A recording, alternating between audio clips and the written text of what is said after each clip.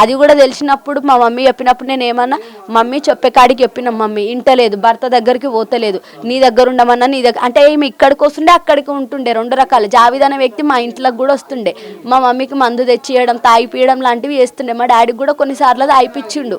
అంటే వీళ్ళు అడుగుతుండేనంట, వాళ్ళు తెస్తుండేనంట, వీళ్ళకి తెలివి లేకుండా వీళ్ళు కూడా తాగుతుండేనంట. అట్లా వీటికి బస్తీకి ఇన్నిసార్లు వచ్చినప్పుడు మరి బస్తోళ్ళు నాకు చెప్పిరు, పలానైనా మీ దగ్గరకు వస్తుర్రు అంటే నేను వాళ్ళకి చెప్పిన, నాకు తెలియదన్నా, వీళ్ళతో నాకు ఎటువంటి సంబంధం లేదు, నాకు చెప్పకండి ప్లీజ్, నేను చెప్పే కాడికి చెప్పినా వీళ్ళు ఇంటలేరన్నా అని నేను వాళ్ళకి చెప్పిన అన్న. కానీ మరి బస్తోళ్ళన్నా ఏ ఒక్కరోజు వాళ్ళని నిలదీసినా అయిపోయేది. ఆయనకు అంత అలసిచ్చింది మా మమ్మీ అన్న. ఒక పర్సన్ మన ఇంట్లోకి అంత ఈజీగా ఎట్లొస్తాడన్న, మనం ఆ వ్యక్తికి ఎంత అలసిస్తే ఆ మనిషి మన ఇంట్లో రావడం, తినిపించడం, తాగిపియడం చేస్తాడు.